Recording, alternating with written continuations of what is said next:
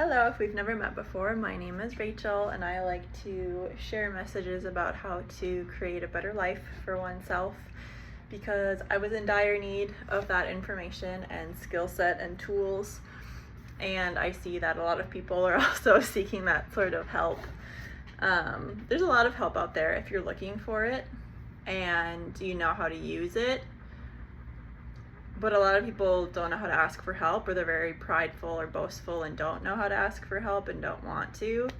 But I don't know, I guess there's a lot of online things now, and you can pay for things like therapy or whatever. But if I can share more, then I want to do that. And I can only share examples from my personal life experience, right? Because that's the experience that I have had. However, I find that a lot of it can be relevant for other people in whatever things come up in their lives. There is a friend down here. His name is Buddy. You're a good boy. We just went for a long WALK, so he's recouping. I know. Yeah. You got hairs in your eyes? So what I want to talk about is what happens if you don't cope with things that happen in your life. So denial is very, very strong. Why people deny stuff is because your brain is trying to protect you from more uncomfortable situations or scenarios that it doesn't want to deal with, right? I would say a good example of that is an affair. Not that I'm having one, but if you're in denial about how your relationship is going and you're not able to have tools to talk about that and process things together and work on it and problem solve, then what it manifests as seeking outside of the relationship, right? There are needs that are not being met, so people seek outside of the relationship to get those needs met.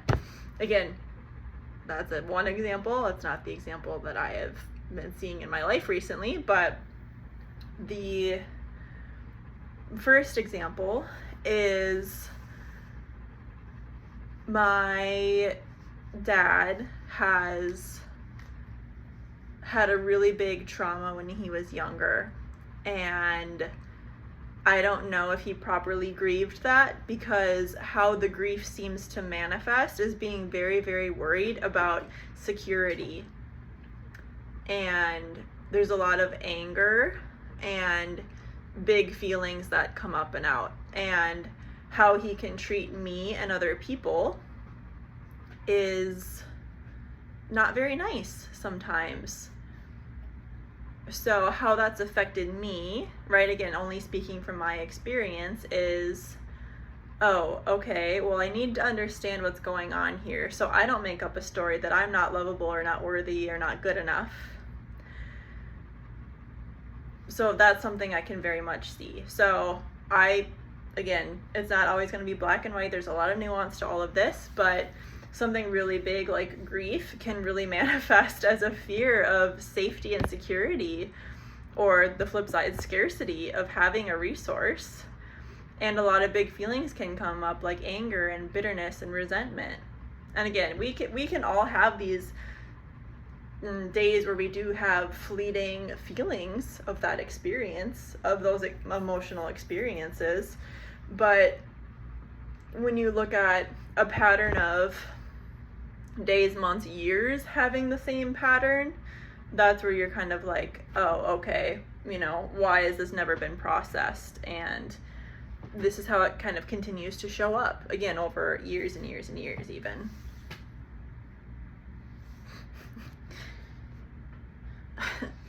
And the other example is,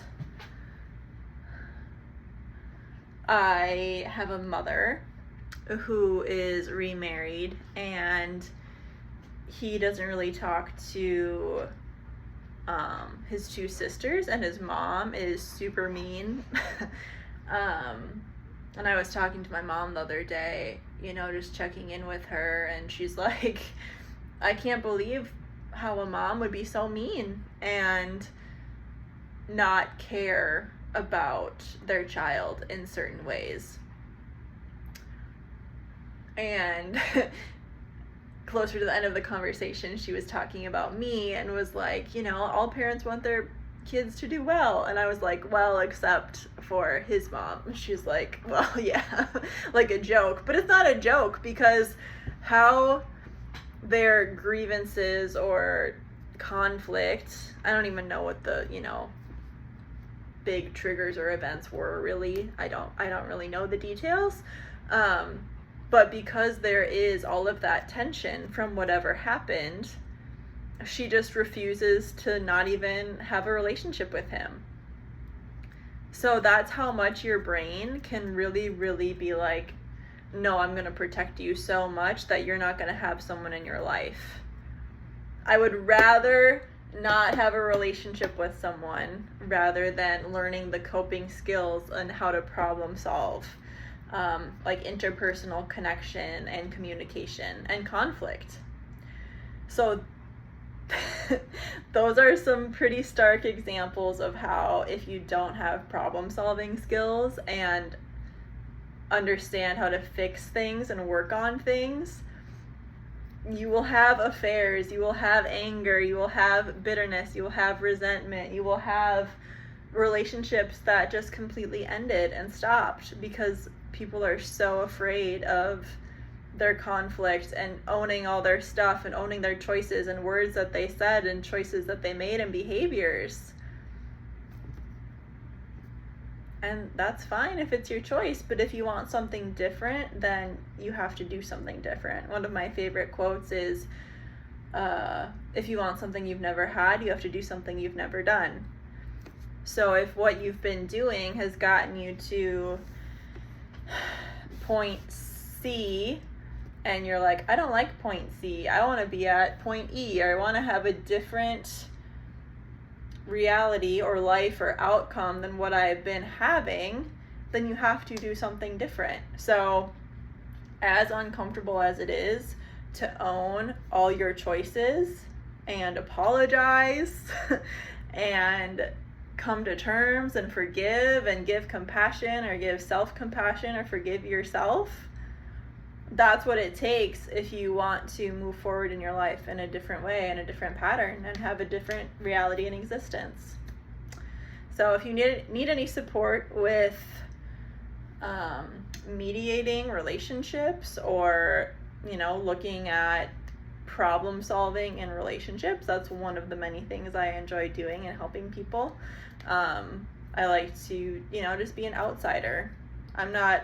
I have my own family stuff, and with all of that, I've learned so much.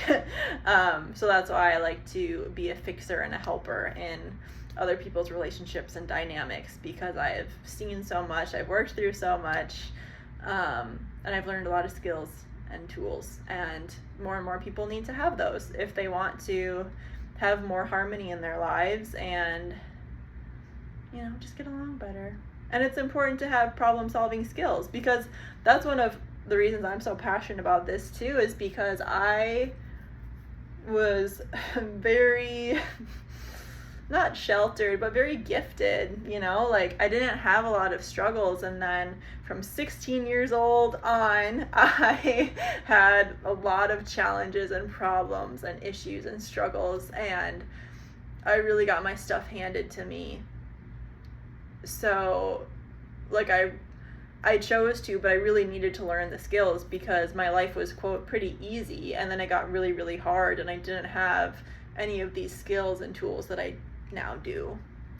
But yeah, I mean, it's all about too, just like speaking your truth and having your voice and feeling empowered in it. Even if it does feel uncomfortable, even if it is scary, you will improve your life if you learn how to speak your truth and learn boundaries and overcome codependency and all kinds of fun stuff.